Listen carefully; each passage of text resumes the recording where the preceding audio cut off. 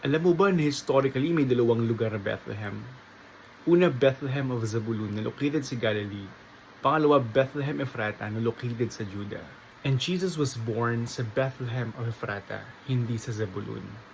Pero ang pinaka-interesting na part, 700 years bago ipanganak si Jesus, sinabi na rin kung saang Bethlehem siya ipapanganak. Totoo, sabi sa Micah 5 verse 2, "Out of you, Bethlehem Ephrata, will come a ruler whose origins are from old, from the days of eternity." Sinabi ito 700 years bago mangyari. That means God's word is reliable. Mapagkakatiwalaan ang salita ng Diyos. At ang parehong salita ng Diyos na mapagkakatiwalaan ay nagsabi rin sa Hebrews 13 verse 5, "Never will I leave you, never will I forsake you."